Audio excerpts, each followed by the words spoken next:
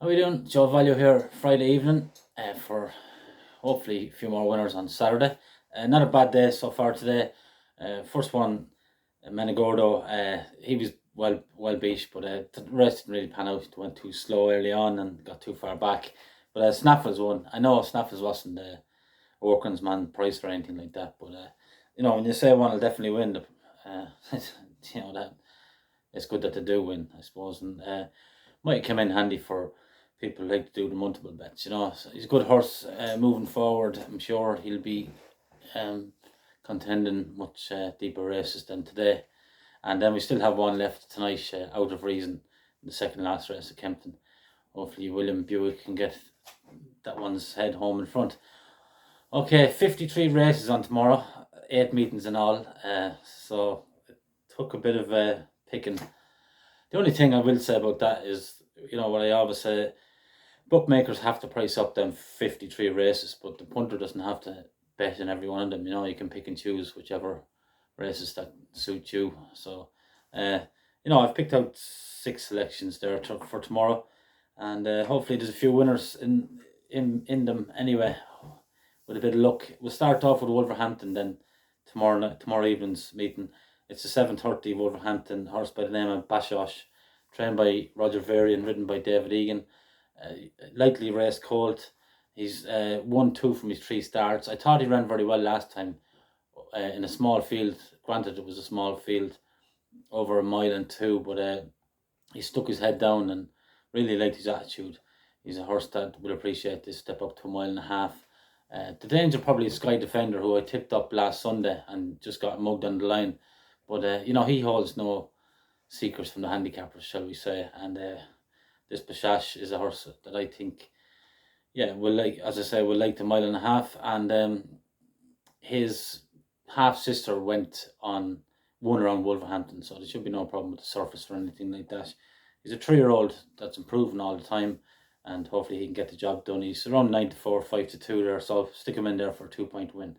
Moving on to the next race on the card, the 8 o'clock Wolverhampton, a horse called Perthshire. Perthshire is steadily improving. He'd no form whatsoever until last time, but that was a really good run where he was second, just beating close home too, but saw every yard of the trip. Good chance tomorrow. He's priced kind of between 9-4 and 130, so anything in between that, I suppose tomorrow might be around 5-2, 11-4. I think he's well worth an investment. It's a weak race. One of the favourites, Lunar Shadow. Holly Doyle, I thought, gave that a brilliant ride last time.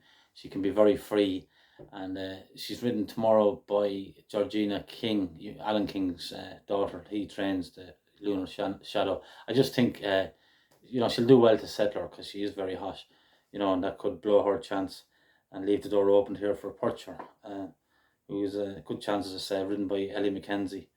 Takes off a handy 5. 2-point win there in Perthshire in the 8 o'clock at Wolverhampton.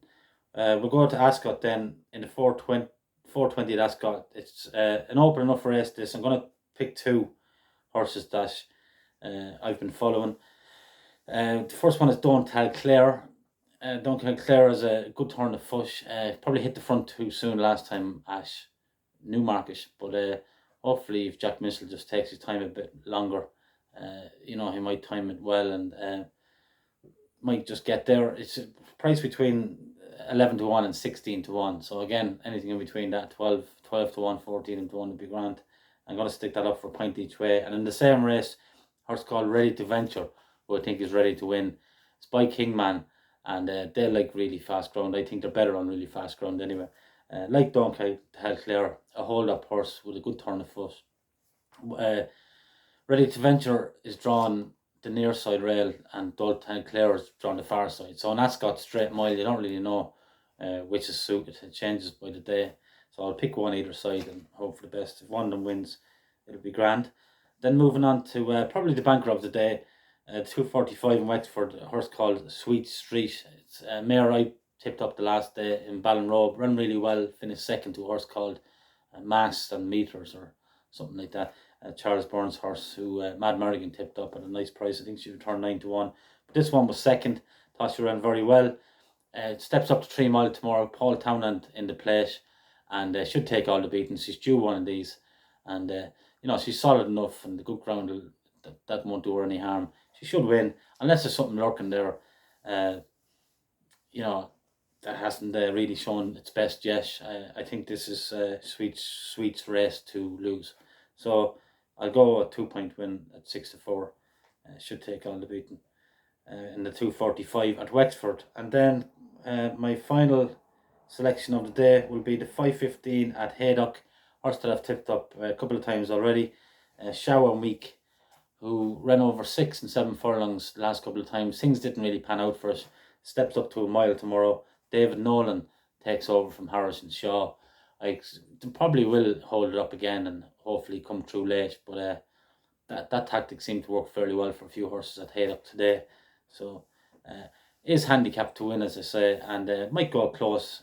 Priced up around 7 or 8 to 1, worth a point each way. I think I've covered them all. I don't think I've missed anything there. So yeah, busy tomorrow. Hopefully everything goes well. A couple of more winners will be fine. Don't forget about Out of Reason later on in Kempton. That one will be a nice day. So whatever you're doing, bet safe, enjoy the sport, and like and subscribe the channel if you don't mind. It's a big help, helps out the old channel, and we'll just keep working hard trying to keep getting you as winners. So take care, enjoy the weekend. Joe Value for Cold Beer Sports.